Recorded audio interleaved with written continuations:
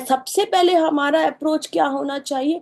हमारा अप्रोच जो होना चाहिए कुंडली को देखने का, वो पॉजिटिव होना चाहिए। इस बात को आप बिल्कुल कैपिटल लेटर में लिख लीजिए,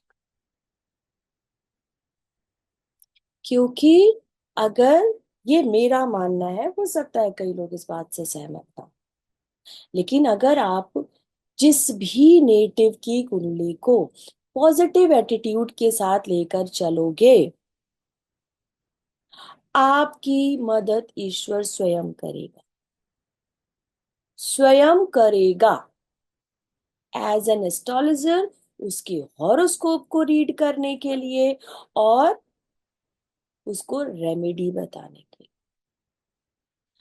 आप जितने काम होंगे, आपका एटीट्यूड उतना पॉजिटिव। जितने एस्ट्रोलॉजर है, मैं ऑन रिकॉर्ड बोल रही हूँ, जितने एस्ट्रोलॉजर हैं जिनका पॉइंट ऑफ व्यू रीडिंग का नेगेटिव है, उनकी अपनी लाइफ पूरी तरीके से स्पॉइल है। उनका अपना नजरिया चीजों को देखने का पूरी तरीके से नेगेटिव है। क्यों? क्योंकि आप वही देते हो जो आपके पास है। और एक नेगेटिव व्यक्ति के पास, क्योंकि हम पर नॉर्मल व्यक्ति हैं, हम ईश्वर नहीं है, पहली बात। हम किसी की डेस्टिनी चेंज नहीं कर सकते। अगर हम किसी की डेस्टिनी चेंज कर सकते तो सबसे पहले हम स्वयं की कर लेते। हम 5,000 रुपए लेकर के किसी की कुंडली नहीं देख रहे होते। हम सोचते यार ऐसा कोई बिजनेस करे कि रोज 50,000 रुपए आए कैश में। सहमत है आप लोग इस बात से? तो आप किसी का डेस्टिनी चेंजर मत बनिए। आप जितने कूल और काम रहेंगे, ये आपका प्रोफेशन है। तो ये आपका प्रोफेशन है, या आप शौकिया करते हैं, या आपको मजा आता है, या आप ईश्वर के साथ जब आप एस्ट्रोलॉजी पढ़ते हैं या किसी का चार्ट रीड करते हैं तो आपको लगता है कि मैं एक स्पिरिचुअल कनेक्टिविटी में हूँ, स्पिरिचुअल जर्नी में हूँ, किसी को भी कोई भी फीलिंग आ सकती है। तो हमारा पॉइंट ऑफ व्यू कैसा होना चाहिए? पॉजिटिव होना चाहिए। पॉजिटिव तभी होगा जब आप स्वयं कूल और काम होंगे। अगर आप कूल और काम नहीं है, हर वक्त व्यक्ति नहीं हो सकता, आप उस समय किसी का भी हॉरोस्कोप एनालिसिस ना करें, बिल्कुल नहीं करिए। आप वो देख ही नहीं पाएंगे जिसके लिए व्यक्ति आया है। कभी भी चलते फिरते घूमते हुए आप किसी को कुंडली नहीं बताएंगे। चलते फिरते घूमते हम अपना कुछ भी वीडियो सुन सकते हैं, आप क्लास सुन सकते हैं, किसी और का यूट्यूब पे सुन सकते हैं, वो सारी, बिकॉज आप वहाँ एनालिसिस नहीं कर रहे हो, लेकिन आप नॉलेज ग्रहण कर रहे हो। लेकिन जब आप किसी की कुंडली एनालिसिस करते हैं, आपको एक स्थान पे बैठना होता है, उस स्थान पे ईश्वर की ऊर्जा ऊर्जा लानी होती है, ईश्वर का ध्यान करना होता है। उसके बाद जाकर के, कोई मंत्र करने की जरूरत नहीं है। कई लोग बोलते हैं गायत्री मंत्र करो, कोई बोलता है ये मंत्र करो, नहीं, आप खाली दो लंबी लंबी श्वास अंदर भरिए, बाहर छोड़िए, रिलैक्स हो जाइए, पीछे का टेंशन पीछे छोड़िए, क्योंकि जो आपके सामने आया वो ऑलरेडी टेंशन है। तो उसको कूल काम करना हमारा काम है। हम उसी के लिए, ये हमने विद्या ग्रहण करी है, या हम उसी के लिए चार्ज करें। तो जितना आप अपने काम के लिए ऑनेस्ट होंगे, उतना ही आपका काम आपके लिए ऑनेस्ट होगा। जय श्री राम। इस तरह से बीच में वीडियो को रोककर अपनी बात कहने के लिए क्षमा चाहती हूँ, लेकिन आप सभी के लिए एक महत्वपूर्ण सूचना लेकर आई हूँ कि मैं कुंडली एनालिसिस का कोर्स लेकर आ रही हूँ, जिसकी 12 क्लासेस होंगी। इस कुंडली एनालिसिस में आपको कुंडली किस तरीके से देखी जाती है, कुंडली के मेजर इवेंट्स किस तरीके से देखे जाते हैं और कि कोई भी कुंडली को देखने की शुरुआत कैसे की जाती है या स्टार्टिंग टू एंड हम कुंडली को किस तरीके से एनालिसिस करेंगे, या फिर यूँ कहें कि इसकी संपूर्ण जानकारी आपको इस कोर्स में मिलेगी। इसकी 12 क्लासेस होंगी और ये कोर्स 16 दिसंबर से स्टार्ट होगा। जो भी इस कोर्स को ज्वाइन करना चाहते हैं, जो भी इंटरेस्टेड हैं, वो नीचे दिए गए नंबर पर संपर्क कर सकते हैं और इसके बारे में संपूर्ण जानकारी प्राप्त कर सकते हैं। धन्यवाद। तो कुंडली एनालिसिस के लिए और क्या जरूरी है? अच्छी क्लासिक्स बुक पढ़ना, बुक्स जरूर पढ़ना, किताबें पढ़ना। किताबें मतलब ई बुक नहीं, किताब पढ़ना। ठीक है? क्यों? क्योंकि ये जब हमारे हाथ में होती है ना, तो हमारा पूरा चित्त उसमें होता है, पूरा मन उसमें होता है।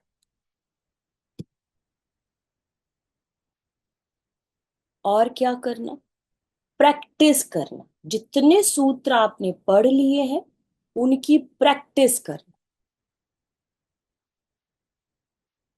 ठीक है? तो जितना आपके पास कलेक्शन आता जा रहा है कहीं से भी, यहाँ आप पढ़ के संपूर्ण नॉलेज नहीं ज्ञान करने वाले हैं। जितना आप अच्छी और क्लासिक बुक, मेरे पास जितना रहेगा मैं आपको पीडीएफ के थ्रू देती रहूंगी। आपको प्रिंट आउट निकालना है, नहीं निकालना है तो आपको अगर गो थ्रू करना है कि आपको लगता है कि मेरे पास ऑलरेडी ये मटेरियल इकट्ठा है, कोई बात नहीं, दूसरा फिर दूंगी। तो आपको लगता है कि हाँ ये चीज है, तो आप, अगर आपको लगता है कि आप परचेज कर सकते हैं, आप परचेज करिए। नहीं कर सकते हैं तो उन पॉइंट्स को अपनी नोटबुक पे लिखिए, लेकिन लिखिए जरूर। लिखने से केतु सही होता है। और केतु क्या है?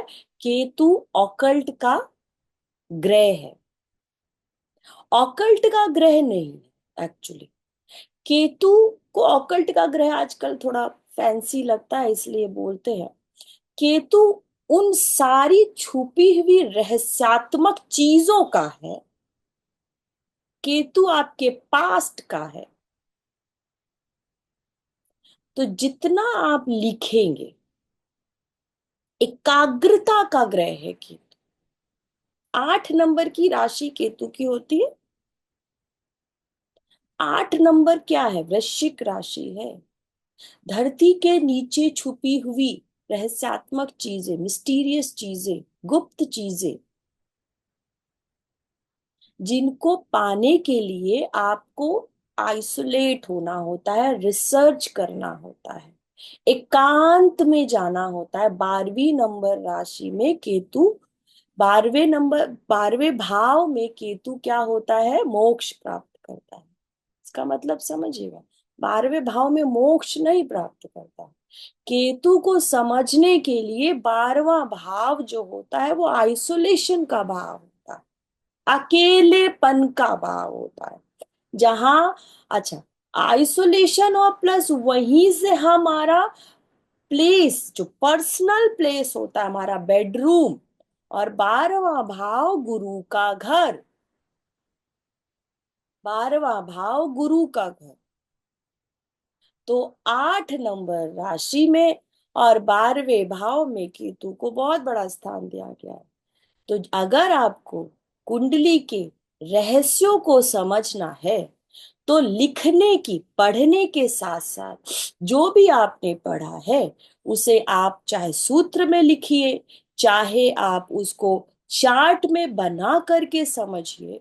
लेकिन जब तक आप उसको आइसोलेट होकर के 1-2 घंटा, आधा घंटा, जो भी आपको समझ आता है, आप प्रैक्टिस नहीं करोगे तो 12 क्लास मेरी करोगे, फिर 12 क्लास किसी और की करोगे, फिर 15 क्लास किसी और की। तो जितना इस अ, भावों में, इनमें, इन राशियों में इतना इतना इतना गहन, इतने गहन सूत्र है कि अगर मैं आपको बताना भी चाहूं ना तो 12 दिन तक सिर्फ और सिर्फ मैं एक भाव और एक राशि को भी शायद पूरा नहीं कर पाओ। लेकिन आप जितना ज्यादा गहन अध्ययन करते चले जाओगे, आपको खुद स्वयं स्वतः इतनी सारी चीजें पता चलती जाएंगी जो कोई टीचर नहीं बता सकता, जो कोई टीचर अपने शब्दों में बता ही नहीं सकता। ये वो विद्या है जिसे पढ़ने मात्र से आप नहीं सीख सकते, इसके लिए बहुत गहन मनन की आवश्यकता है। अब हम मेन उस पे आ जाते हैं कि इसको हम समझे कैसे। तो अगेन वही बेसिक चीजें हैं। 9 ग्रह है, 12 राशियां हैं और 12 भाव है। हर राशि का अपना एक कारक तत्व है, एक सिग्निफिकेंस है, उसकी अपनी एक क्वालिटी है, उसको उसका एक रंग रूप है, आप कह सकते हैं। हर ग्रह की अपनी क्वालिटी है, हर ग्रह की अपनी नेगेटिव और पॉजिटिव दोनों क्वालिटी है, हर राशि की अपनी नेगेटिव और पॉजिटिव दोनों क्वालिटी है। और 12 भाव में ही जितनी चीजें हमारे जीवन से जुड़ी हैं, स्टार्टिंग यानी जन्म से लेके मृत्यु तक, ये सारे के सारे 12 भाव में ही सारे सिग्निफिकेंस छुपे हुए हैं। तो कुंडली को समझने के लिए सबसे पहली चीज क्या समझनी है? सबसे पहली चीज समझनी है आपके 12 भावों को। राशि और ग्रह बाद में। क्यों 12 भाव पहले क्यों समझने? क्योंकि 12 भावों में ही तो कोई ना कोई राशि में भाव जो है वो फिक्स है। लगन फिक्स है, सेकेंड हाउस फिक्स है, थर्ड हाउस फिक्स है, उसके सिग्निफिकेंस फिक्स है, वो चेंज नहीं होते। लग्न से व्यक्ति की पर्सनालिटी, एसेंडेंट का जन्म देखा जाता है, उसका कंप्लीट व्यक्तित्व देखा जाता है, वो लगन से ही देखा जाएगा, भले वहां पर 1 नंबर की राशि हो या 10 नंबर की राशि। दूसरे भाव से आपका चेहरा, आपकी स्पीच, आपकी आंखें, आपका नाक, आपका मुंह, आपका दांत, आपका गला, ये देखा जाएगा, मतलब वहीं से देखा जाएगा। आपका धन, आपका संस्कार, आपका बचपन, आपका आपकी जो आपकी अपब्रिंगिंग, आपकी सेविंग्स, आपका कंप्लीट कुटुंब, ये सब वहीं से देखा जाएगा। तो जितने ज्यादा सिग्निफिकेंस आपको पता रहेंगे किसी भी भाव के, उतने आसानी से आप किसी भी चीज का प्रिडिक्शन कर सकते हैं। अगर किसी की सेविंग्स के बारे में बात हो रही है तो हमें कहाँ जाना है?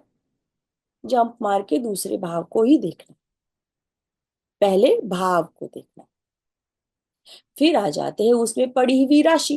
राशि तो कोई भी हो सकती है, 1 से लेके 12 तक 12 राशियां होती है। फिर उसमें पड़ी हुई राशि, अब जो राशि उसमें पड़ी होगी, जो राशि वहां लिखी होगी, वही उस भाव का भावेश होगा। अब क्या करना है? हमको उस भावेश को देख लेना है। फिर उसके बाद क्या होता है, हमारे हर ग्रह के अपने कारक है। ये बहुत बेसिक है।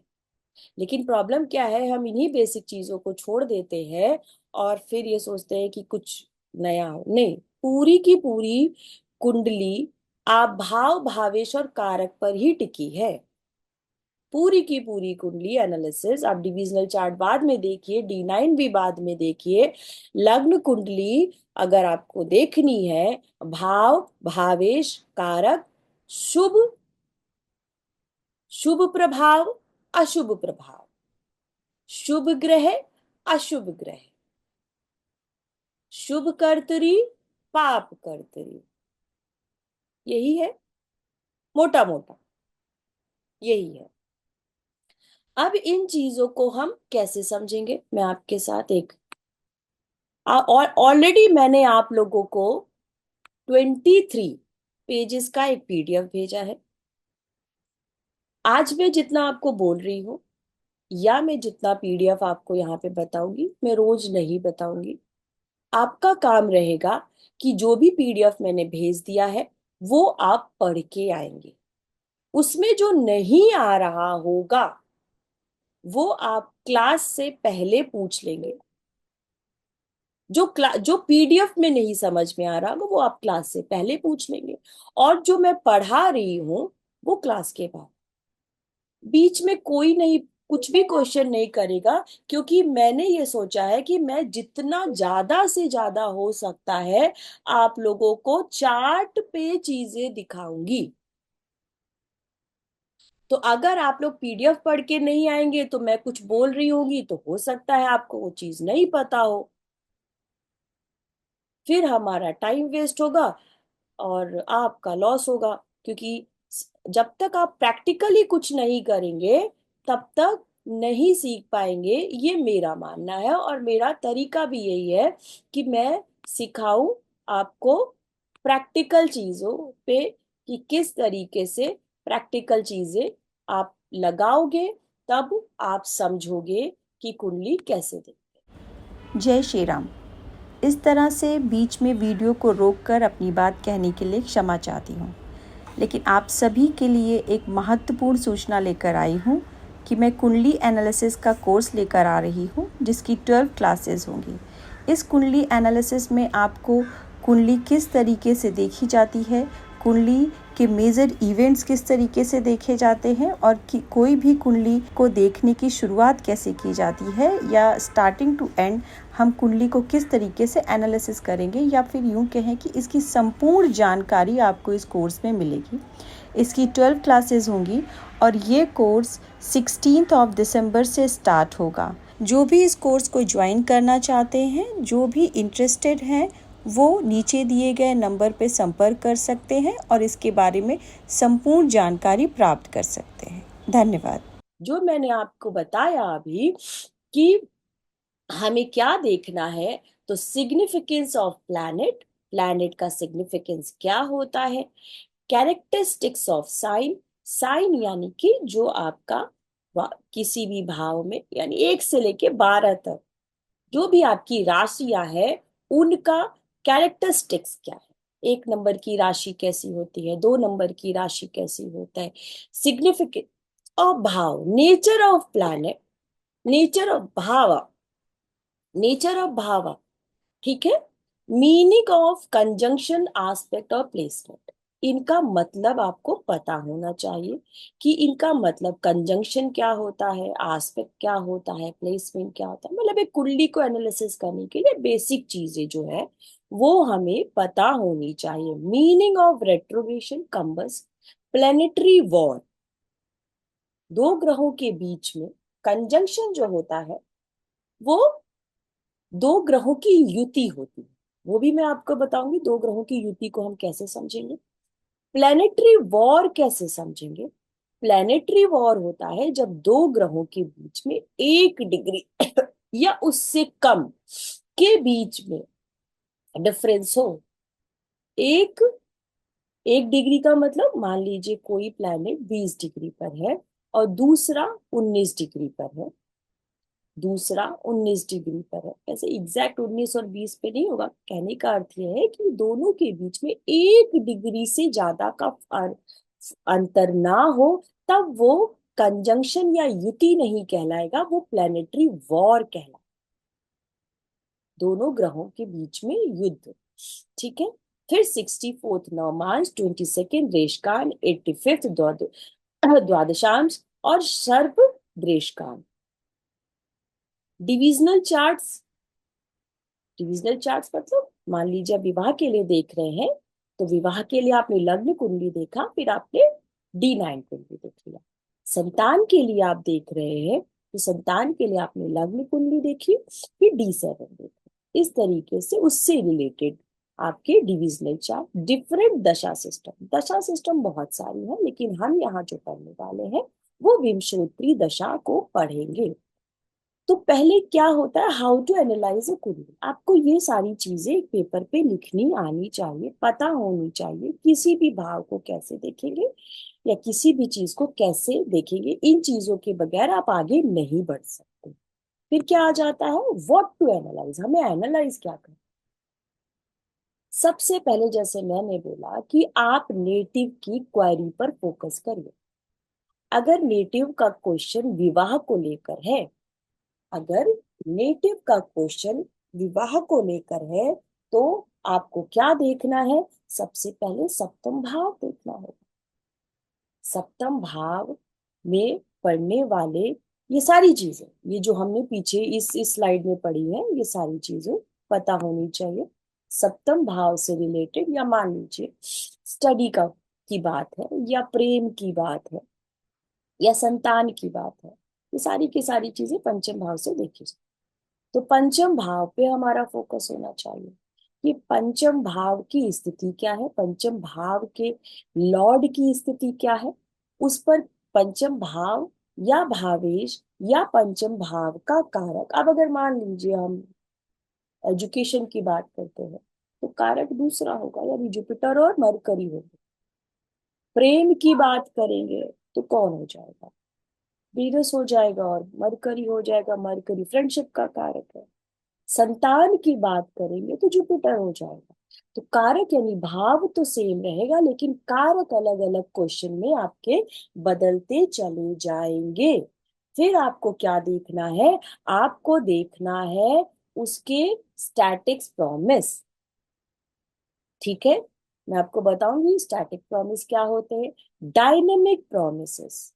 ठीक है, डायनेमिक प्रोमिसेस में स्टैटिक प्रॉमिस का मतलब ये होता है कि किसी भी चीज का कुंडली में प्रॉमिस होना, संतान के बारे में, एजुकेशन के बारे में, प्रेम के बारे में, या विवाह के बारे में आपसे सवाल किया जा रहा है, तो सबसे पहले आपको यही देखना है कि उसमें प्रॉमिस है या नहीं, प्रॉमिस है या नहीं है। फिर जब डायनेमिक चीजें देखते हैं, तो डायनेमिक चीजों के लिए हमें क्या करना होता है, यानी अगर प्रॉमिस देख लिया हमने, चीजें दिख रही है, तो हमें डायनेमिक चीज में आ जाती है टाइमिंग ऑफ इवेंट्स। अब वो चीज कब होगी, कब होगी? अगर प्रॉमिस नहीं है तो डेफिनेटली फिर टाइमिंग ऑफ इवेंट पे भी आपको जाने की जरूरत ही नहीं है। प्रॉमिस है ही नहीं, विवाह का योग ही नहीं है, तो आप क्या टाइमिंग निकालो? इसीलिए पहले आपको स्टैटिक प्रॉमिस देखना है कि जो चीज क्वेश्चन पूछी जा रही है, धन के बारे में आपसे सवाल किया गया है, तो धन की स्थिति सेकेंड हाउस 11th हाउस को आपको जज करना है। धन योग है कि नहीं है, व्यक्ति की कुंडली में धन योग है कि नहीं है, सेकेंड हाउस के लॉर्ड की स्थिति क्या है, कारक की स्थिति क्या है, इनकम कैसी है। अगर इनकम नहीं भी है, तो क्या कोई अचानक से धन प्राप्ति के योग है? अगर अचानक से धन प्राप्ति के योग है, तो क्या सेविंग्स का हाउस अच्छा है या नहीं है?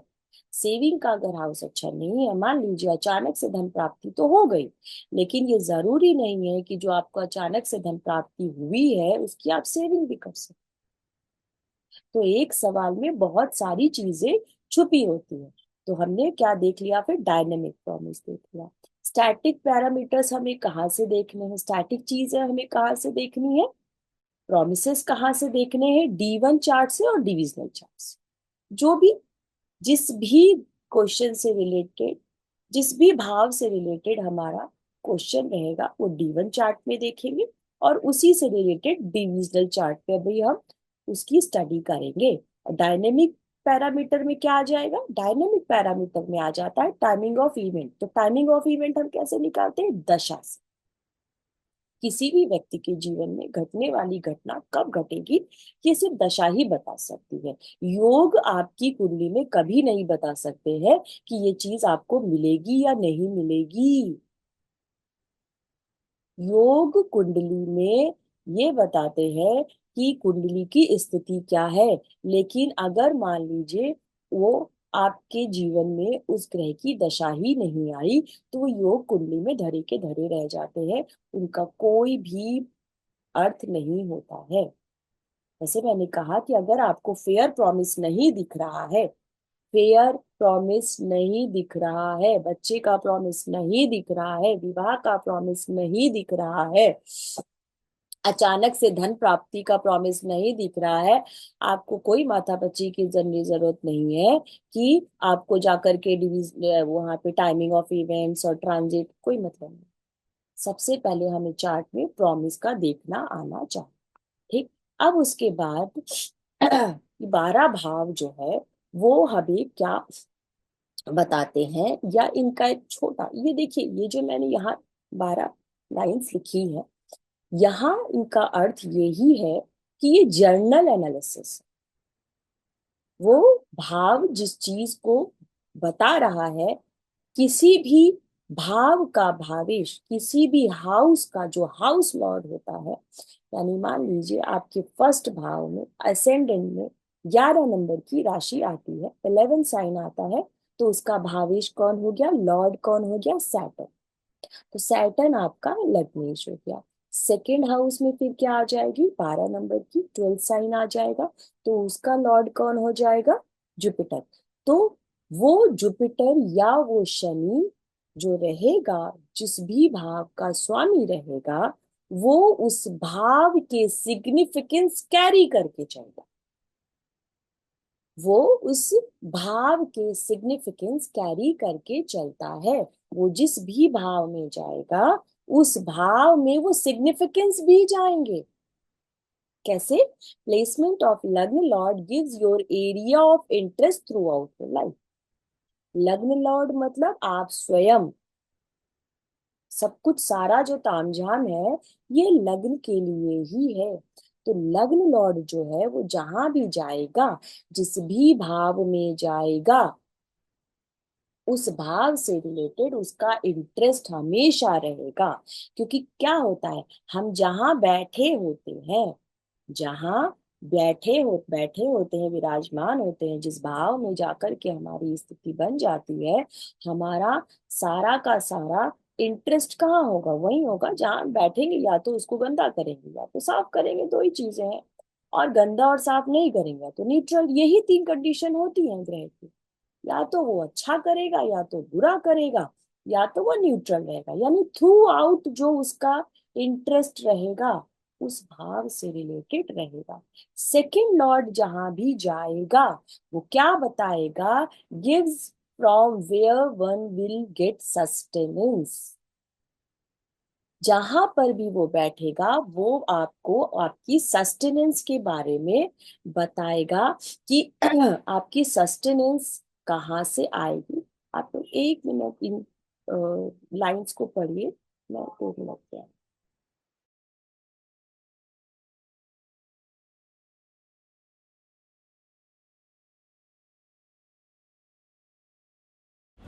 जय श्री राम। इस तरह से बीच में वीडियो को रोककर अपनी बात कहने के लिए क्षमा चाहती हूँ, लेकिन आप सभी के लिए एक महत्वपूर्ण सूचना लेकर आई हूँ कि मैं कुंडली एनालिसिस का कोर्स लेकर आ रही हूँ, जिसकी 12 क्लासेस होंगी। इस कुंडली एनालिसिस में आपको कुंडली किस तरीके से देखी जाती है, कुंडली के मेजर इवेंट्स किस तरीके से देखे जाते हैं, और कि कोई भी कुंडली को देखने की शुरुआत कैसे की जाती है, या स्टार्टिंग टू एंड हम कुंडली को किस तरीके से एनालिसिस करेंगे, या फिर यूँ कहें कि इसकी संपूर्ण जानकारी आपको इस कोर्स में मिलेगी।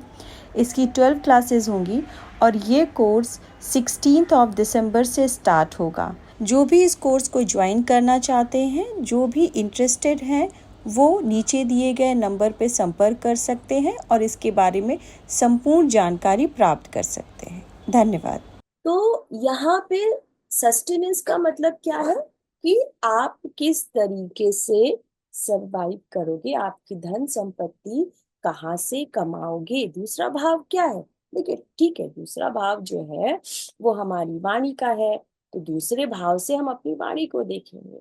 लेकिन जो मेजर क्वेश्चन हमारा आता है वो किसका आता है, वो आता है कि हमें भाई पैसा कहाँ से मिलेगा। मेजर क्वेश्चन तो वही है ना, हमें पैसा कहाँ से मिलेगा। तो आपको पैसा कहाँ से मिलेगा, आपका सस्टेनेंस कहाँ से होगा, ये जहाँ पे सेकंड लॉर्ड जाके बैठेगा। थर्ड लॉर्ड जहाँ जाके बैठेगा वो क्या बताएगा, area of your efforts and hobbies. आपके, क्योंकि थर्ड भाव क्या है, आपका एफर्ट्स का है, आपकी हॉबीज का है। तो आपका एरिया ऑफ इंटरेस्ट कहाँ पर है, फोर्थ लॉर्ड जहां जाके बैठेगा वो क्या बताएगा आपको, हैप्पीनेस एंड प्रॉपर्टी कहाँ से आएगी। फोर्थ लॉर्ड क्या है, हैप्पीनेस को कैरी करता है, हैप्पीनेस को कैरी करता है, तो हैप्पीनेस एंड प्रॉपर्टी आप कहाँ से खरीदोगे। अच्छा एक चीज समझिएगा, ये दोनों चीजें हैं, आपको हैप्पीनेस एंड प्रॉपर्टी मिलेगी या नहीं मिलेगी ये स्थिति बताएगी। ये दूसरा स्टेज रहेगा, जो पहला स्टेज है वो ये समझेंगे कि क्योंकि यहाँ पे सिर्फ हमने किसी भी न साइन को पकड़ा है, किसी भी साइन को नहीं पकड़ा है कि वो ग्रह किस राशि में, हमने सिर्फ ये देखा है कि जिस भाव में जाएगा, जिस भाव में जाएगा उस भाव में अपने सिग्निफिकेंस लेकर जाएगा, अपने सिग्निफिकेंस लेकर जाएगा। मान लीजिए आप कौन है, इसको और थोड़ा सा है बहुत इजी, मगर इसको और थोड़ा समझते हैं कि अगर आप ब्राह्मण फैमिली से हैं या राजपूत फैमिली से हैं या कायस्थ फैमिली से हैं या कैसे भी जो भी है आपका, तो वो एट्रीब्यूट तो आप अपने साथ लेके जाओगे ना जहां भी जाओ। अगर कोई पंडित पुजारी है तो भले ही वो राजमहल में ही क्यों ना बैठा हो या किसी शूद्र के घर पे ही क्यों ना बैठा हो, किसी किसी वर्कर के घर पे ही क्यों ना बैठा हो, जो उसकी मंत्र मंत्र चैंटिंग तो चलेगी ना।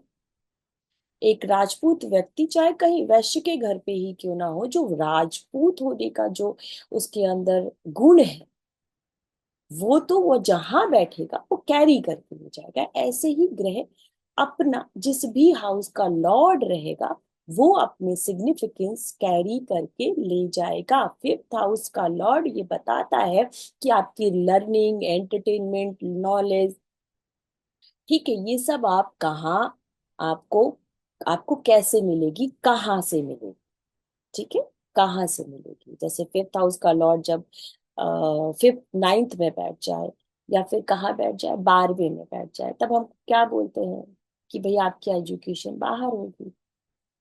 12वें भाव में यानी आपकी एजुकेशन का रिलेशन कहाँ से हो गया, 12वें भाव से हो गया। आपको एंटरटेनमेंट कहाँ मिलेगा, 12वें भाव से मिलेगा। कई कुंडलियों में आप कॉम्बिनेशन देखेंगे जहां पर जो राइटर का कॉम्बिनेशन होता है उसमें आपको थर्ड, फिफ्थ और ट्वेल्थ का कॉम्बिनेशन मिलेगा। तो एंटरटेनमेंट का मतलब क्या है, ये this is the house of creativity. Knowledge, knowledge का मतलब होता है सिर्फ और सिर्फ किताबी चीजों का ज्ञान नहीं, सिर्फ किताबी चीजों का ज्ञान नहीं होता है, ये वो हर तरह की नॉलेज है, हर तरह की क्रिएटिविटी है, ये आपके स्किल है, ये आपकी वो स्किल है जिसे आप सीखते हैं, ठीक है। तीसरा भाव जो होता है वो हमारी हॉबी का होता है, हमारी हमारी जो हॉबीज होती, कौन सी हॉबीज होती है, वो हॉबीज होती हैं जिन्हें हम लेकर आते हैं, पिछले जन्म से लेकर आते हैं। ये पॉइंट जो है ना,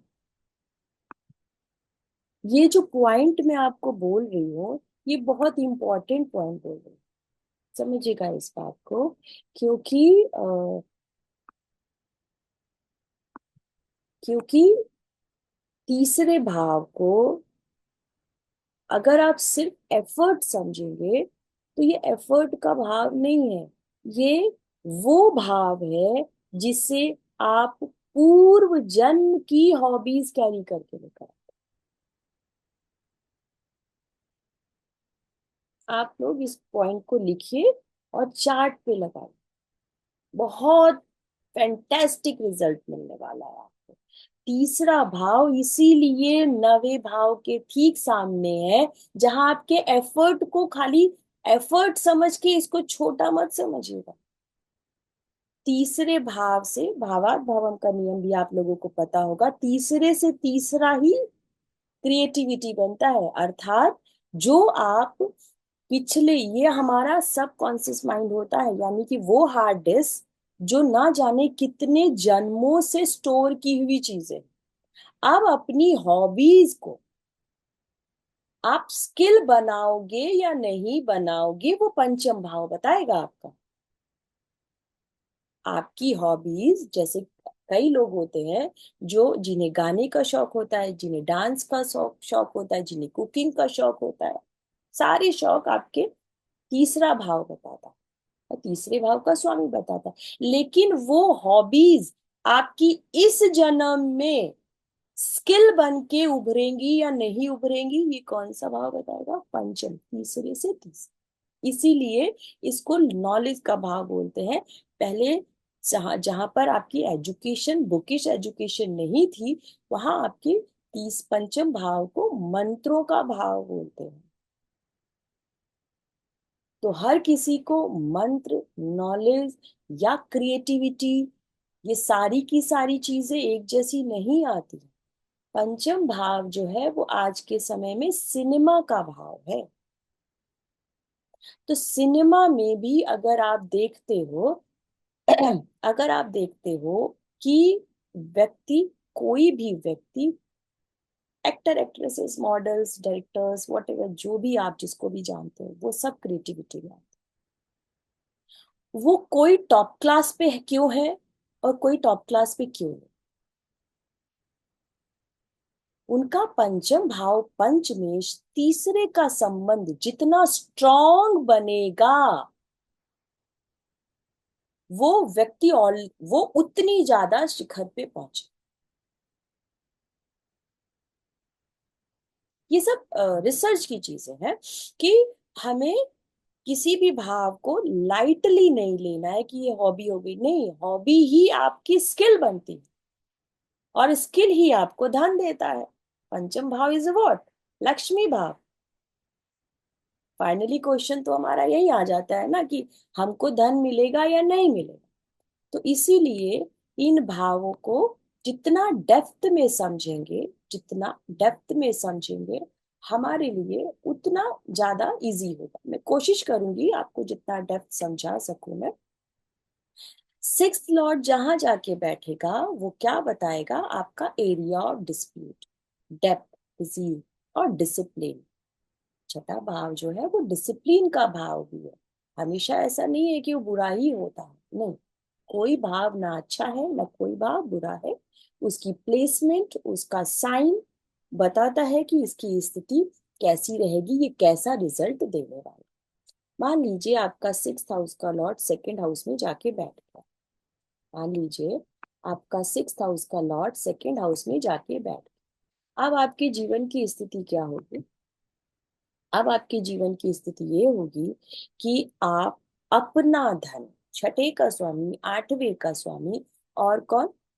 छठे का, आठवें का और बारहवें का स्वामी जहां भी जाता है उन भावों का की हानि करता है। ये सूत्र आपको पता है। देखिए, सारे सूत्र मैं लिख नहीं सकती। जहां जहां जो चीजें आती जाएंगी मैं आपको सब कुछ बताने की कोशिश करूंगी। तो छठे, आठवें, बारहवें का स्वामी जहां जाता है उस भाव की हानि करता है। ठीक है।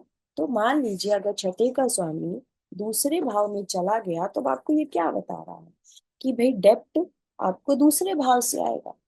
दूसरा भाव आपकी वाणी है, आपका कुटुंब है, और क्या है? आपका संचित धन। अब इसका अर्थ क्या होगा? संचित धन और डेप्ट और वाणी, और इसको कैसे इंटरप्रेट करेंगे? इसको ऐसे इंटरप्रेट कर सकते हैं कि भाई आपका जो भी धन होगा वहां ऋण का स्वामी जाके बैठ गया है। आपका पैसा कहाँ खर्चा होगा? आप अपने परिवार के लिए, कुटुंब के लिए पैसा खर्च करोगे। आपकी वाणी की वजह से, सेकेंड हाउस इज व्हाट? वाणी। आपकी, कोई कहेगा मेरा तो परिवार ही नहीं है, ठीक है, कोई बात नहीं, आपकी वाणी की वजह से आप डेप्ट में जाओगे। आपके खान पान की वजह से आप डेप्ट में जा सकते। आप अपने परिवार वालों से ही कलह करोगे। और अगर मान लीजिए बड़ी अच्छी पोजीशन में बैठा है, बिकॉज ये ट्राइन का संबंध है, तो अच्छी पोजीशन में बैठेगा, खराब नहीं बैठेगा। ये ट्राइन बनता है ना यहाँ से, तो ट्राइन में तो हमेशा उसका मित्र आएगा। 10, 10वां भाव, दूसरा भाव और छठा भाव, दे आर ट्राइन। तो इनमें जिनकी भी राशि रहेगी ये मित्र की ही राशि रहेगी। तो अगर जब ग्रह जाके यहाँ बैठेगा तो डेफिनेटली वो क्या करेगा? उस भाव से रिलेटेड वो अच्छे काम करने की कोशिश करेगा, उसके बावजूद भी वो प्रॉब्लम में रहेगा। फैमिली ही आपके दुख का कारण होगी। आप अपनी फैमिली के लिए बड़े बड़े डिसिप्लिन रहोगे। मान लीजिए अगर आपकी फैमिली ने बोल दिया कि ये काम इस समय तक हो जाना है, आप उनके लिए डिसिप्लिन रहोगे, भले अपने लिए रहो या नहीं रहो। और हो सकता है आप अपनी बात के लिए बड़े बड़े ही डिसिप्लिन रहो। आप अपनी बात को बहुत वजन देते हो। डिसिप्लिन डिसिप्लिन का मतलब ये नहीं है कि आप अर्ली राइजर हो गए। आपने जो लिख दिया है, हाँ मुझे 4 बजे ये किताब पढ़नी है तो पढ़नी नहीं। अब आपका सारा डिसिप्लिन का फोकस कहाँ चला गया है? दूसरे भाव में। हो सकता है आपके खान पान का सिस्टम बड़ा डिसिप्लिन। आप बहुत सधे शब्दों में बात करते हो, आपको पता है कि मुझे किन शब्दों का इस्तेमाल करना है, किन शब्दों का इस्तेमाल नहीं करना है। तो डिसिप्लिन वहां दिखाई देगा। झगड़ा दूसरे भाव से दिखाई देगा। रोग ऋण कहाँ से दिखाई देंगे? दूसरे भाव। सारे सिग्निफिकेंस यूज कर सकते हैं आप, जितने सिग्निफिकेंस आपके समझ में आते हैं वो सब के सब यूज होंगे। एक भाव से आप कम से कम गिरी से गिरी हालत में 50 प्रिडिक्शन दे सकते हैं। एक भाव से 50 प्रिडिक्शन दे सकते हैं, एक अकेले प्लैनेट को लेकर के। चार पांच बैठ जाए या युति हो जाए, या वो सब तो अलग बात हो गई। फिर सेवेंथ लॉर्ड क्या बताता है? Where will you get your spouse. अच्छा, ये इसको बहुत सीरियस मत लीजिएगा। आज के समय ये लगता नहीं है, ठीक है? फिर भी लग जाता है। फिर भी कई केसेस में ये लग जाता है कि कहाँ से आपका स्पाउस आपको मिलेगा। ठीक, स्पाउस का मतलब सिर्फ स्पाउस से ही नहीं है। सेवेंथ हाउस जो है वो आपके पार्टनरशिप का। सेवेंथ हाउस जो है आपके पार्टनरशिप का है, तो ये भी बताता है कि आपको किससे पार्टनरशिप करनी चाहिए, किससे नहीं करनी चाहिए। जिस राशि में उसकी स्थिति अच्छी होगी, उससे रिलेटेड भाव से जो भी आपके रिलेशन बनेंगे, जो भी रिलेशन निकल के आएंगे, उनसे आप अच्छे, अगर कॉम्बिनेशन अच्छे बैठते हैं तो लोग पूछते हैं ना कि क्या मैं अपने फादर के साथ पार्टनरशिप कर लूं, क्या मैं अपने स्पाउस के साथ पार्टनरशिप कर लूं, क्या मैं अपने बड़ी बेटे के साथ या छोटे बेटे के साथ पार्टनरशिप कर लूं। तो ये वो भी बता। Eighth Lord placement shows area of your trouble. जहां जाएगा उस भाव का सत्यानाश तो वो करेगा। ये तो लिख के, अर्थात उस भाव को, उस भाव से रिलेटेड आपको ट्रबल आएगा। लग्न में बैठेगा तो ऑब्वियस सी बात है, पूरी की पूरी लग्न खराब। सेकंड हाउस में बैठेगा तो सेकंड हाउस में जितने आपके ऑर्गन्स आते हैं, वाणी से रिलेटेड भी आपकी स्पीच खराब हो सकती है, ये खाने पीने। ठीक, अच्छा। जो सिक्स्थ हाउस का लॉर्ड है वो आपको छोटी मोटी प्रॉब्लम दे, लेकिन जो आठवें भाव का स्वामी है ये आपको बड़ी प्रॉब्लम दे, जो जल्दी ठीक नहीं होने वाली चीजें हैं। बड़ी बीमारियां, बड़ी बड़ी समस्याएं, गहरे घाव, गहरा बड़ा एक्सीडेंट। तो ये सारी की सारी चीजें, मतलब जिनकी पीड़ा आपको महसूस हो और लंबे समय तक हो। आठवें भाव को सबसे खराब भाव कहा गया है। ये हमारा आयु का भाव है, ठीक है? तीसरा भाव भी हमारा आयु का है, आठवां भाव भी हमारा। और ये और क्या है? ये भाग्य का 12वां है। तो सारा का सारा जो कुंडली का जिस्ट है ना, स्ट्रेंथ है ना, वो दो ही चीजों पे है, एक लग्नेश पे और एक भाग्येश पे। दो की स्थिति अच्छी हो ना, तो व्यक्ति फिर मजे मजे करता है। और मान लो अगर इन दोनों की दशा आ गई किसी, तो फिर क्या? लग्नेश बली हो और भाग्येश बली, फिर कुछ भी आए व्यक्ति झेल लेगा। तो भाग्य भाव का 12वां भाव, यानी ऊपर से ट्रबल भाव, ऊपर से रंध्र भाव, छिद्र भाव, आठवां भाव, ऐसी ऐसी गुप्त भाव, ऐसी ऐसी प्रॉब्लम्स देगा।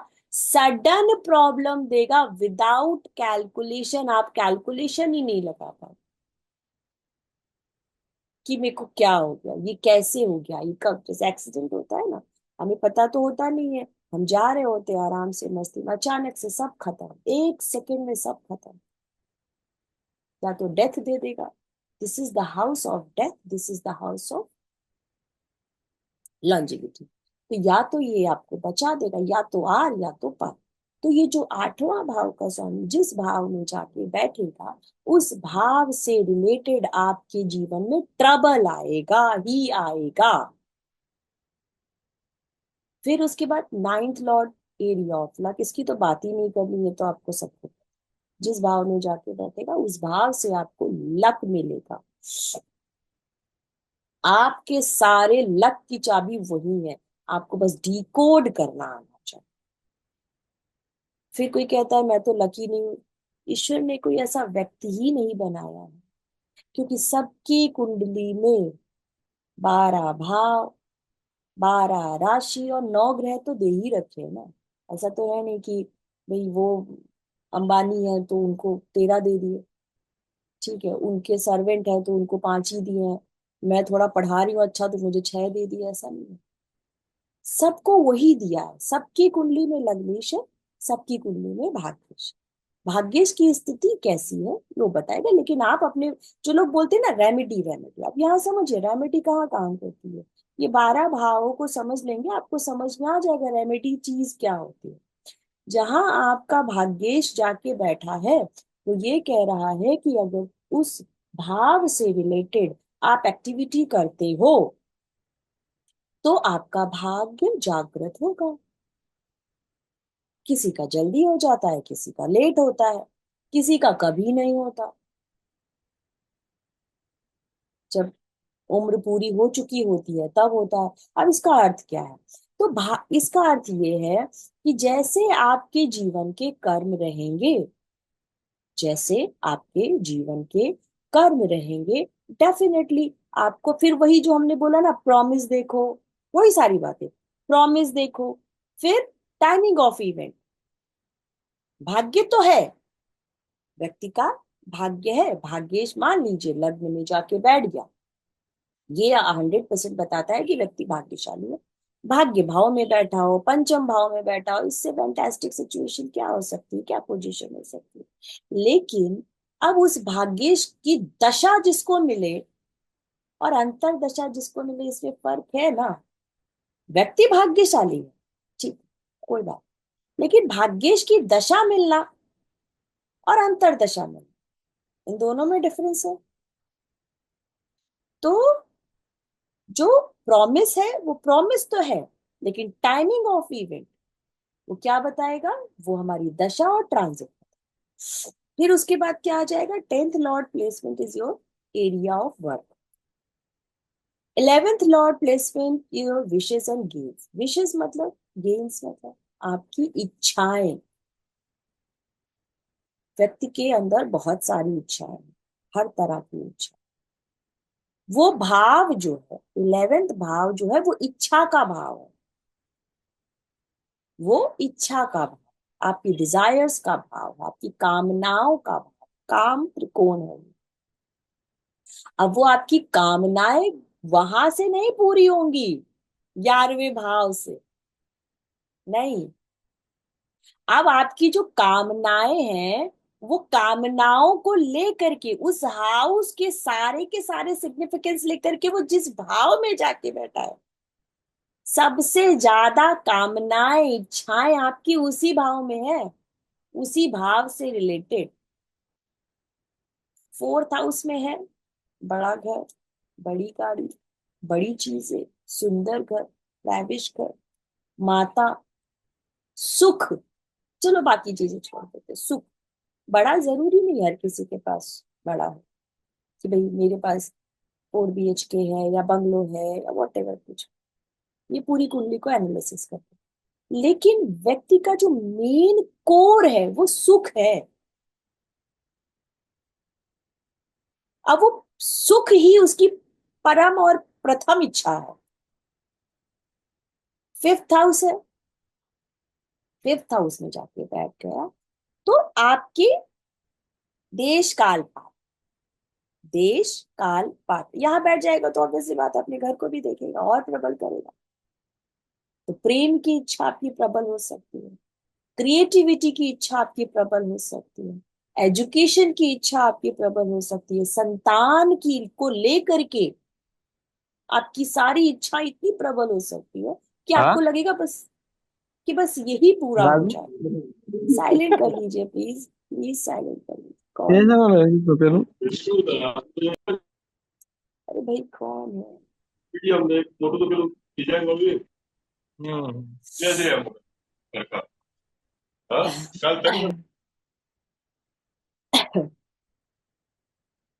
चलो, तो अगर, क्या बोल रही थी, हाँ, तो अगर मान लीजिए, और अगर छठे भाव में बैठा है तो आपकी सारी इच्छाएं छठे भाव में ही समाहित है।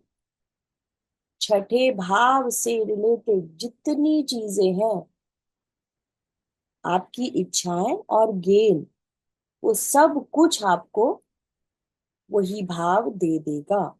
12वें भाव का स्वामी जहां जाके बैठेगा, 12वां भाव क्या होता है? इन्वेस्टमेंट और एक्सपेंडिचर। सबसे पहले ये खर्चा है, इन्वेस्टमेंट बाद में है, इसको बात समझिएगा। इन चीजों में डिफरेंस समझिएगा कि 12वां भाव एक। जय श्री राम। इस तरह से बीच में वीडियो को रोककर अपनी बात कहने के लिए क्षमा चाहती हूँ, लेकिन आप सभी के लिए एक महत्वपूर्ण सूचना लेकर आई हूँ कि मैं कुंडली एनालिसिस का कोर्स लेकर आ रही हूँ, जिसकी 12 क्लासेस होंगी। इस कुंडली एनालिसिस में आपको कुंडली किस तरीके से देखी जाती है, कुंडली के मेजर इवेंट्स किस तरीके से देखे जाते हैं, और कि कोई भी कुंडली को देखने की शुरुआत कैसे की जाती है, या स्टार्टिंग टू एंड हम कुंडली को किस तरीके से एनालिसिस करेंगे, या फिर यूँ कहें कि इसकी संपूर्ण जानकारी आपको इस कोर्स में मिलेगी। इसकी 12 क्लासेस होंगी और ये कोर्स 16 दिसंबर से स्टार्ट होगा। जो भी इस कोर्स को ज्वाइन करना चाहते हैं, जो भी इंटरेस्टेड हैं, वो नीचे दिए गए नंबर पर संपर्क कर सकते हैं और इसके बारे में संपूर्ण जानकारी प्राप्त कर सकते हैं। धन्यवाद। 12वां भाव पहले खर्चा है, व्यय भाव है। अब ये इन्वेस्टमेंट होगा या नहीं होगा, इसको समझने की जरा जरूरत। 12वें भाव का स्वामी जिस भाव में जाके बैठेगा, व्यक्ति का खर्चा उस भाव से, मतलब सारा खर्चे का सारा दारोमदार वो ग्रह उस भाव में जाकर लेके। लग्न में बैठा तो व्यक्ति स्वयं पे करेगा, स्वयं पे करेगा। सेकंड में बैठा तो परिवार में करेगा, आपकी सेविंग्स नहीं रुकने देगा, आपके खान पान में होगा, आपकी शक्ल पे करवाएगा। शक्ल पे कैसे भी करवा सकता है, मतलब जरूरी नहीं है, क्योंकि 12वां भाव हॉस्पिटलाइजेशन का भी। तो आपकी शक्ल में पता चला कोई प्रॉब्लम आ गई, अब आप अपनी बीमारी में आप इलाज करवा रहे हो, आपकी यहाँ से लेकर यहाँ कोई प्रॉब्लम है, तीसरे भाव में है, तो तीसरे भाव में आपकी हॉबीज है, आपके छोटे भाई बहन है। चौथा भाव जो है वो आपका सुख है। ठीक है। अच्छा, अब इसको आप खर्चे के बाद इन्वेस्टमेंट कैसे समझोगे? मान लीजिए कि आप कोई भी चीज जब खरीदते हो, कोई भी चीज आप खरीदते हो, अगर आपके 12वें भाव का स्वामी आपने तीसरे भाव में, तीसरा भाव में, तो तीसरा भाव क्या हो जाता है? आपके छोटे भाई बहनों का और आपकी हॉबीज का। अब आपने अपने छोटे भाई बहनों पे खर्चा किया, अपनी हॉबीज पे खर्चा किया। अब आप ये इन्वेस्टमेंट बना पाओगे या नहीं बना पाओगे? आपने छोटे भाई बहन पे, मान लीजिए आपका ये सोचना है कि अगर मेरा छोटा भाई कोई बिजनेस करना चाहता है तो मैं अपना पैसा, मैं जो खर्च करूंगा या करूंगी वो छोटे भाई बहन को दे दूं। तो इन्वेस्टमेंट तो ये बाद में बनेगा ना, इन्वेस्टमेंट तो ये बाद में बनेगा। अब वो आपको कमा के दे, नहीं दे, रिटर्न करे, नहीं करे, पहले क्या हो जाएगा? खर्चा। चौथे भाव में बैठा होगा तो व्यक्ति क्या करेगा?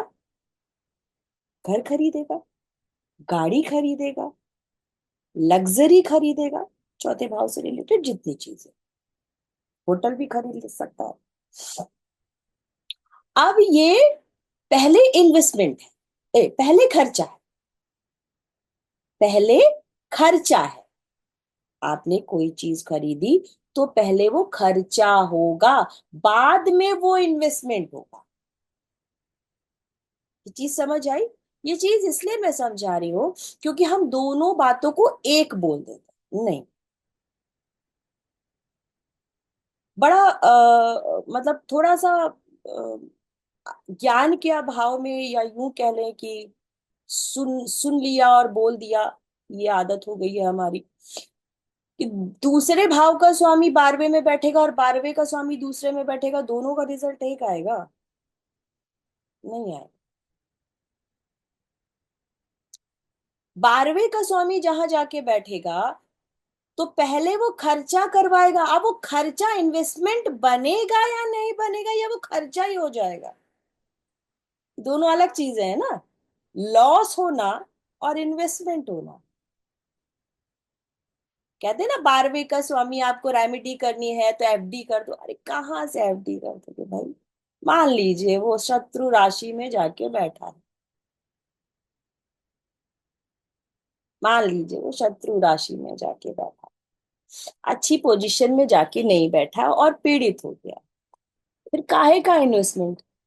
फिर तो वो खर्चा हो गया ना। ये चीज समझ में आई आप लोगों को, डिफरेंस? तो खर्चा और इन्वेस्टमेंट आज के बाद से एक चीज नहीं समझिएगा।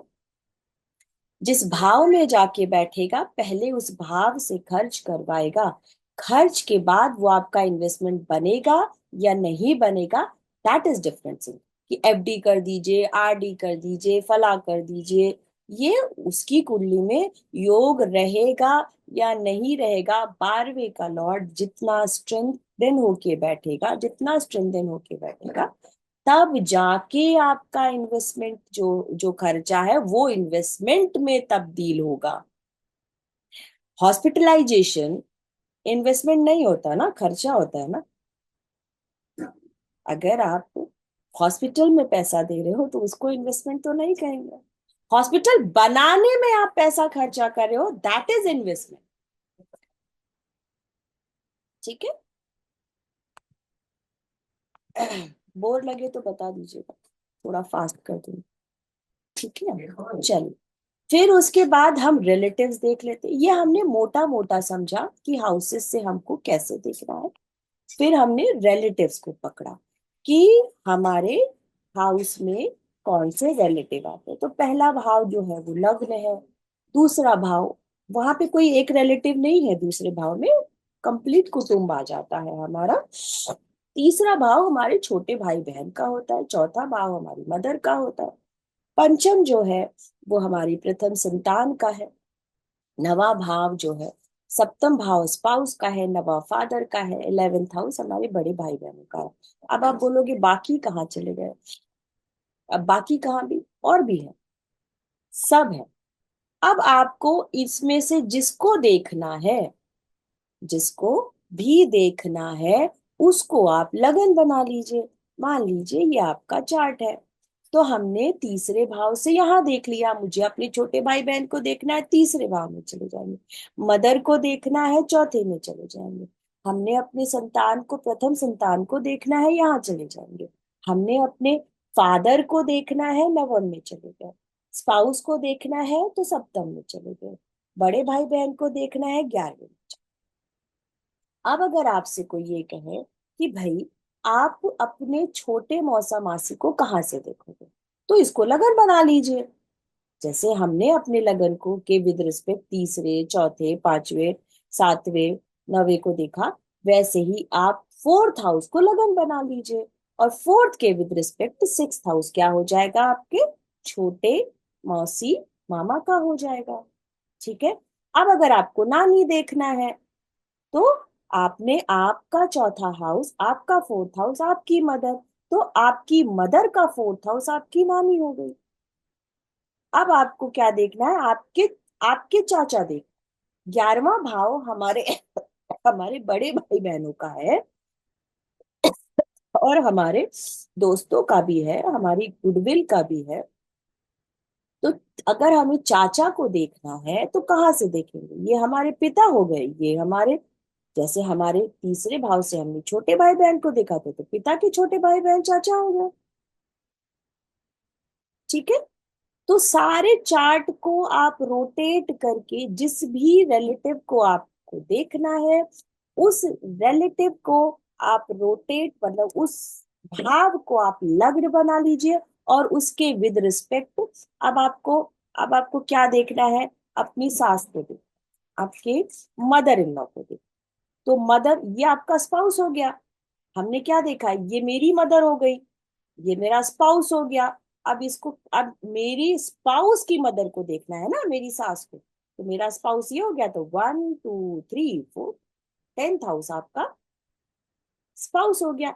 अब मुझे अपने फादर इन लॉ को देखना है, तो जो भाव मेरे छोटे भाई बहन का था, वही भाव मेरे फादर इन लॉ का हाउस हो गया। ठीक है। तो इनमें अब मुझे दादी देखना है, तो ये मेरे फादर हो गए, और मेरे फादर की का 4th हाउस, यानी 12वां भाव जो है, 12वें भाव में से हम अपनी दादी को देख सकते हैं। ठीक है।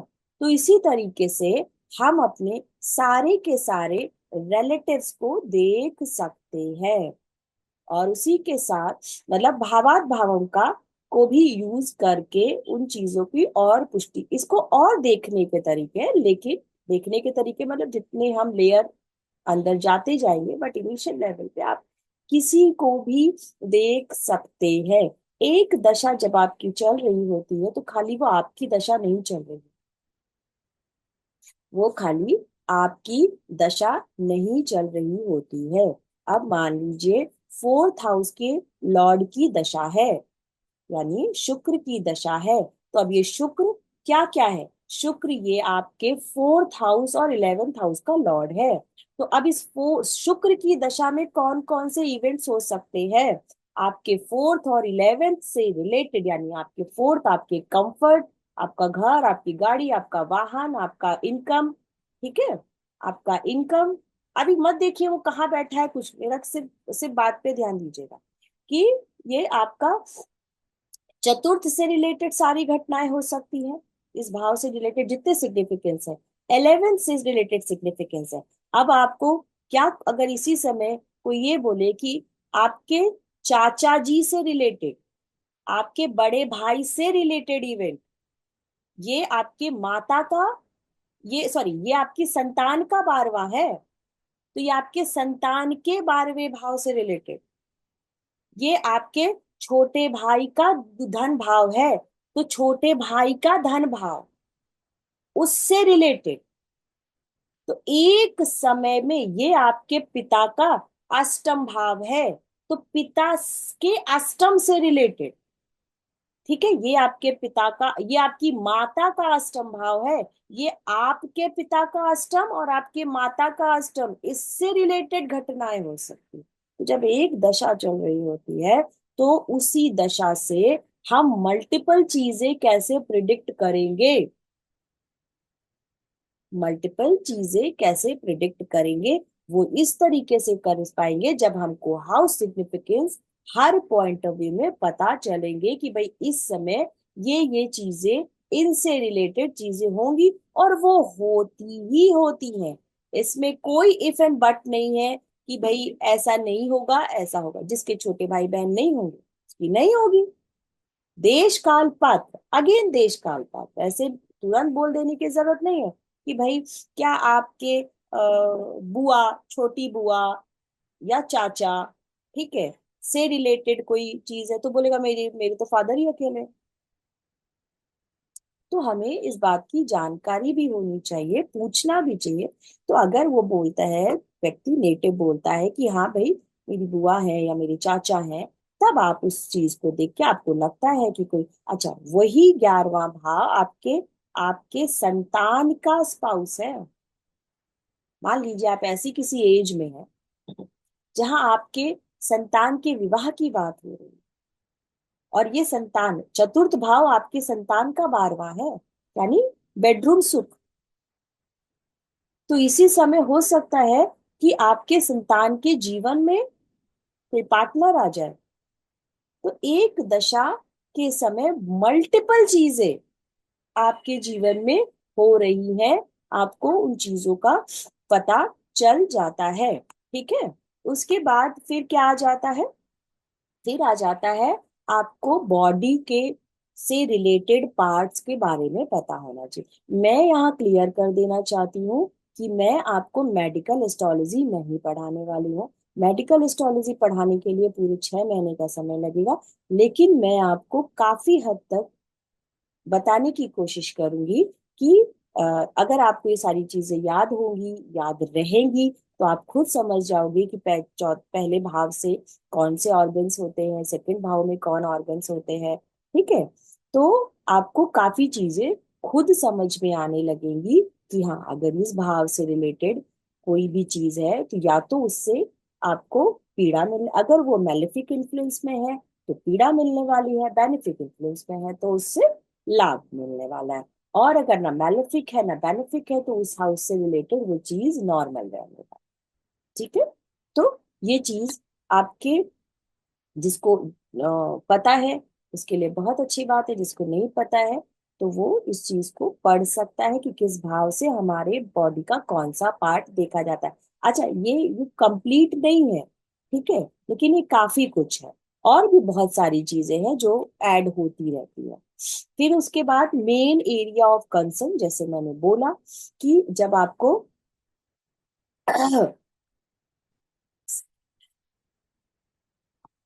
हाँ, तो जब आपको चाइल्ड बर्थ के बारे में पढ़ना है, जब हमने लग्न कुंडली यानी कि डिविजनल चार्ट के लिए हमको क्या पढ़ना होगा, डिविजनल चार्ट के लिए हमें 5th हाउस और D7 चार्ट पढ़ना होगा। सेकेंड चाइल्ड के लिए हमें क्या पढ़ना होगा, सेकेंड चाइल्ड के लिए हमें क्या करना है, 7th हाउस को। अगर 7th हाउस आपको नहीं भी समझ में आता है तो अगेन आप क्या करोगे, आप यही करोगे कि आपने पंचम भाव को लग्न बना लिया तो पंचम से यानी छोटा भाई बहन कहाँ से देखेंगे, जो आपकी प्रथम संतान है उसका छोटा भाई बहन ही आपकी दूसरी संतान होगी। उससे छोटा यानी तीसरी संतान नवम भाव से। तो इस तरीके से आप एक एक ग्रह को भावात भावम का नियम जो लगता है, तीसरे से तीसरा, चौथे से चौथा, चौथे से चौथा यानी माता से को देखेंगे, माता की माता को देखेंगे, कंफर्ट को देखेंगे, कंफर्ट से कंफर्ट को और देख लेंगे। तो भावात भावम का नियम लगाते हुए हमें आगे बढ़ते जाना है और हम उन चीजों तक, अपने क्वेश्चन तक पहुंच जाते हैं। एजुकेशन के लिए हमें क्या देखना है, अप टू सेकेंडरी। अच्छा, सेकेंड हाउस से जो एजुकेशन होती है, सेकेंड हाउस से जो एजुकेशन होती है वो एजुकेशन होती है हमारे संस्कारों की। आप ABCD EFG नर्सरी को मत लीजिएगा यहाँ पर। एक और मैं आपको चीज बताती हूँ, ABCD EFG वाली चीजों को मत लीजिएगा, 1 2 3 को भी मत लीजिए। दूसरा भाव जो होता है ये हमारे कुटुंब का भाव, दूसरा भाव हमारे चाइल्डहुड का भाव होता है, बालावस्था का भाव। ठीक है। अब हम क्या कहते हैं कि, और दूसरा भाव क्या होता है, हमारे संचित धन का होता है। जब हम संचित धन तो तब होगा ना, ये हमारी पर्सनल चार्ट है, हमारे माता पिता के चार्ट नहीं है। अगर हम अपने पिता के विद रिस्पेक्ट देखते हैं तो सेकंड हाउस उनका 6th हाउस होता है, तो वो उनका संचित धन नहीं है, हमारा दसम भाव उनका संचित धन। लेकिन हमारा संचित धन क्या है, ऋषियों की इस चार्ट को, इन 12 भावों को पिरोने की खूबसूरती देखिए कि हम दूसरे भाव से संस्कार को देखते हैं। संस्कार हमारे पास कहाँ से आते, संस्कार हमारे पास आते हैं कुटुंब से, परिवार से। छोटा बच्चा स्वयं तो जाकर के कुछ नहीं सीख लेगा ना। दूसरा, कुटुंब परिवार का मतलब ये हो गया, बालावस्था का मतलब हो गया यानी कि हमारी जो अपब्रिंगिंग है, एक छोटे बच्चे के लिए वही उसका संचित धन है, जो सारी जिंदगी कैरी करता है वो। अगर किसी भी व्यक्ति का आपको पता करना है ये व्यक्ति कितना संस्कारवान है, इसके अंदर संस्कार है भी या नहीं है, और आप उसको ज्ञान दिए जा रहे हो कि गीता का पाठ पढ़ो, अच्छी बातें सुनो। दूसरा भाव जो होता है वो आपकी खूबसूरती का भाव नहीं है, ये आपके एक्सप्रेशन का भाव है, आपकी वाणी का भाव है। कहते हैं ना, आपके मन में जो होता है वो आपके चेहरे पर आ जाता है। आप जितने शांत स्वभाव के होते हैं, आपकी वाणी उतनी शांत और मधुर होती है। ये सब क्या है? एक ही भाव में इतनी सारी चीजें क्यों पिरोती? तो आप दूसरे भाव की स्थिति देख करके अच्छे से समझ सकते हैं कि व्यक्ति कितना संस्कारी होगा, है भी कि नहीं। इसको संस्कार सिर्फ मैं बता रहा हूं, अपनी एनर्जी वेस्ट कर रहा हूं, इसके कुछ पल्ले पड़ भी रहा है कि नहीं पड़ रहा है? आपका बचपन जितना पीड़ा वाला होगा, आपके अनुभव जितने जीवन के अनुभव बचपन में, कहते हैं ना, सबसे पहला बच्चा सारी चीजों को अपने परिवार से सीखता है। अगर आपका परिवार ही आपको पीड़ा देने वाला हो, बहुत सारे बच्चों को आप देख लें, आप अकेलेपन में जिए हैं, आप कुंठा से बने हैं, आपके जीवन में मोलेस्ट्रेशन हुआ, आप सेकेंड हाउस से देख सकते हैं कितना पीड़ा में है। सेकेंड हाउस का लॉर्ड और चंद्र, देख लीजिए, आपको पता चल जाएगा। और उस भाव में किन भावों के स्वामियों का प्रभाव आ रहा है? अगर लग्नेश का है, बहुत अच्छी बात है। पंचमेश का है, नवमेश का है, तो व्यक्ति संस्कारी होगा, क्योंकि त्रिकोण भावों का स्वामी है, संबंध बना रहा है दूसरे भाव से। तो व्यक्ति संस्कार को लेकर पैदा है, कुटुंब में, परिवार में। ठीक है, परिवार बड़ा नहीं है, अगर मान लीजिए 4-5 ग्रहों का संबंध आ रहा है तो ऑब्वियस सी बात है, आपको सारी चीजें परिवार, कुटुंब, आसपास के सराउंडिंग से ही मिलेंगी। ठीक है, तो इस चीज को यहां से हम बहुत आसानी से समझ सकते हैं कि दूसरा भाव सिर्फ हमारी संपदा, हमारी हमारी सेविंग्स का नहीं है। सेविंग तो बाद की बात है। स्टार्ट जो हमारी देश काल पात, अगेन आप कितने जिस एज में हो, उस एज में वो भाव आपको क्या रिजल्ट देने वाला है। ठीक है, तो अप टू सेकेंडरी, अब यहाँ पे जो है, जिसे हम एजुकेशनल बात कहते हैं, जहाँ पे हम किताबी कॉपी की बात करते हैं, वहां पर आप फोर्थ हाउस को देख लीजिए। कॉलेज की पढ़ाई को देखना है तो फिफ्थ हाउस को देखे, हायर एजुकेशन को देखना है तो नाइन्थ हाउस को, रिसर्च और फंडामेंटल चीजों को देखना है तो एट्थ हाउस को। अब एजुकेशन इन अब्रॉड 5-9-12 का कनेक्शन होना चाहिए। लव अफेयर को देखना है तो 5-7-9, यहाँ 1 भी लिख सकते। ठीक है, 1 भी डाल दो, क्योंकि है तो सब लग्नेश की स्थिति। 1 1 और 5 और 1 और 9, 1 5 या 1 7 का जो कॉम्बिनेशन बनता है, ये भी लव अफेयर का कॉम्बिनेशन बनता है। प्रोफेशन, बिजनेस को देखना है तो आपको कौन कौन से भाव को देखना होगा? 6th को, 7th को और 10th। 6th जो है वो आपका कार्य है, यानी आपका जॉब है, आपका परिश्रम है। सप्तम भाव आपका व्यापार है। दसम भाव आपके कर्म। ठीक है, प्रोफेशन भी आप बोल सकते हैं।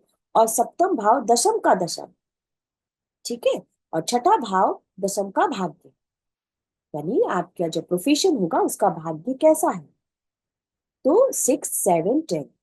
ठीक है, फर्स्ट अर्निंग देखनी है आपको किसी की, तो 11th हाउस को हम इसमें ऐड करेंगे कि 11th हाउस का शामिल होना, उसकी दशा, महादशा, महादशा तो नहीं लेकिन अंतरदशा जरूर होनी चाहिए। ठीक है, या प्रत्यंतर दशा में वो चीज आनी ही चाहिए। बस फर्स्ट से सैलरी के लिए जरूरी नहीं है कि अंतरदशा हो, बट पीढ़ी का संबंध होना जरूरी है। मैरिटल या मैरिज के लिए हमें क्या करना है? 2 और 7 हाउसेस को देखना है। दूसरा भाव जो है वो हमारा कुटुंब का भाव है, 7th हाउस। सेकेंड मैरिज के लिए अगेन वही कॉन्सेप्ट लगाएंगे, तीसरे तीसरे भाव को देखते चले जाएंगे।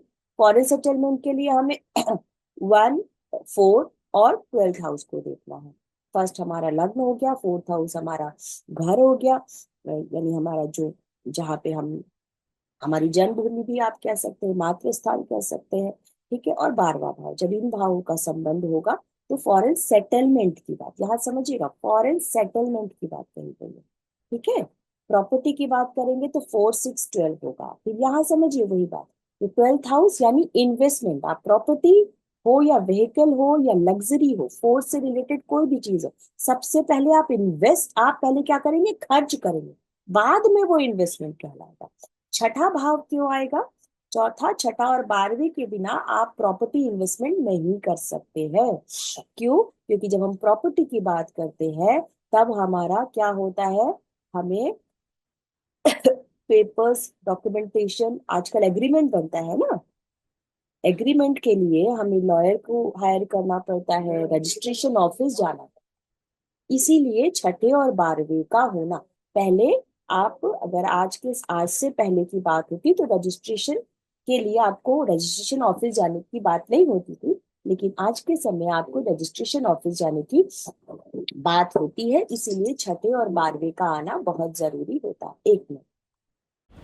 जय श्री राम।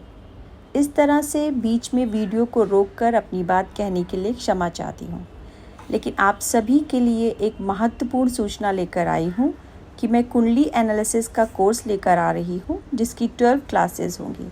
इस कुंडली एनालिसिस में आपको कुंडली किस तरीके से देखी जाती है, कुंडली के मेजर इवेंट्स किस तरीके से देखे जाते हैं, और कि कोई भी कुंडली को देखने की शुरुआत कैसे की जाती है, या स्टार्टिंग टू एंड हम कुंडली को किस तरीके से एनालिसिस करेंगे, या फिर यूँ कहें कि इसकी संपूर्ण जानकारी आपको इस कोर्स में मिलेगी। इसकी 12 क्लासेस होंगी और ये कोर्स 16 दिसंबर से स्टार्ट होगा। जो भी इस कोर्स को ज्वाइन करना चाहते हैं, जो भी इंटरेस्टेड हैं, वो नीचे दिए गए नंबर पर संपर्क कर सकते हैं और इसके बारे में संपूर्ण जानकारी प्राप्त कर सकते हैं। धन्यवाद। तो आपको छठे और 12वें का संबंध आना चाहिए। वेल्थ के लिए आपको क्या देखना है, सेकंड और 12th। वेल्थ की बात हुई है, धन योग की बात नहीं हुई। ठीक है, वेल्थ की बात हुई है, धन योग की बात नहीं हुई है। हेल्थ के बारे में देखना है तो फर्स्ट हाउस और सेकंड, फर्स्ट हाउस और सिक्स्थ हाउस। क्रॉनिक डिजीजेस के बारे में देखना है, पहला और छठा भाव जो है, ये पहला भाव हमारी लग्न, छठा भाव बीमारियां, जो लंबी चलने वाली बीमारियां हैं वो अष्टम भाव। तो आज मैं यहीं पे खत्म करती हूँ। ये जो है जर्नल एनालिसिस, इस चीज को हम लोग, ये जो हमने अभी तक पढ़ा है, इसको, ये आप पढ़िएगा, और इसको पढ़ने के साथ साथ आप, वैसे ही आप कंप्लीट ही पूरा का पूरा 23 तक पढ़ के आइएगा। ठीक है, उसके बाद इसको बहुत अच्छे से पढ़ेगा और अपना यही सारी चीजें किसी चार्ट में लगाइएगा। अब इसको मैं नेक्स्ट क्लास में आपको डिटेल में समझाऊंगी कि किस तरीके से आपको चीजें, जो भी हमने अभी तक पढ़ी है, उसको कैसे लगानी है। ठीक है, तो आज का क्लास यही तक है, और होपफुली आपको चीजें इंटरेस्टिंग लगी होंगी और सिंपल भी लगी। मैंने कोशिश करी है कि इसको जितना सिंपल तरीके से, सब कुछ बेसिक था। अब कई लोगों को बोर भी लग सकता है कि ये सब तो मुझे पता ही है, ठीक है, लेकिन चार्ट को जितना टाइम देके हम देखेंगे, चार्ट हमें उतनी चीजें बताता चला जाएगा। अगर आपसे क्वेश्चन 4th हाउस से किया जा रहा है, आप सारी चीजें छोड़ दीजिए, फोर्थ देखिए, फोर्थ भाव में कि कौन सा, फोर्थ, फोर्थ का लॉर्ड, और फोर्थ से रिलेटेड कार्य। माता के लिए पूछा जा रहा है तो चंद्रमा, गाड़ी के लिए पूछा जा रहा है तो वीनस, भूमि के लिए पूछा जा रहा है तो चौथा भाव ही है, लेकिन मंगल और शनि। ठीक है, अब 4th हाउस का लॉर्ड कहाँ जाकर के बैठा है, 4th हाउस में किन भावों का और किन भावों का संबंध आ रहा है। मान लीजिए 4th हाउस के लॉर्ड का संबंध अष्टमेश आकर के 4th हाउस में बैठ गया, तो अब ये क्या बता रहा है, आपको पीड़ा 4th हाउस से ही मिलेगी। अष्टमेश is the house lord of क्या, पीड़ा का भाव है ना, तो आपको फोर्थ से ही पीड़ा मिलेगी। लेकिन अष्टमेश जो है सडन गेन भी है, हो सकता है आपको आपकी माता के थ्रू, क्योंकि ये माता का धन भाव है। अष्टम भाव जो है माता का पंचम है ना, माता का लक्ष्मी स्थान। ठीक है, तो हो सकता है आपको आपकी मदर से रिलेटेड कोई माता की कोई प्रॉपर्टी मिल जाए, कोई धन मिल जाए, कोई पदवी मिल जाए। Fourth house is the house of your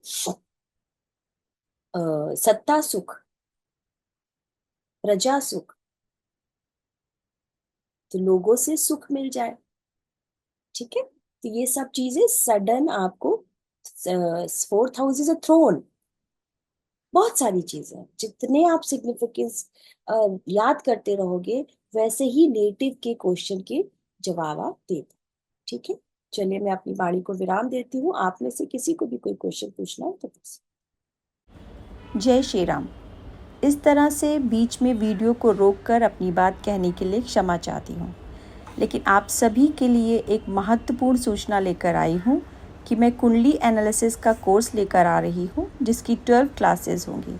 इस कुंडली एनालिसिस में आपको कुंडली किस तरीके से देखी जाती है, कुंडली के मेजर इवेंट्स किस तरीके से देखे जाते हैं, और कि कोई भी कुंडली को देखने की शुरुआत कैसे की जाती है, या स्टार्टिंग टू एंड हम कुंडली को किस तरीके से एनालिसिस करेंगे, या फिर यूँ कहें कि इसकी संपूर्ण जानकारी आपको इस कोर्स में मिलेगी।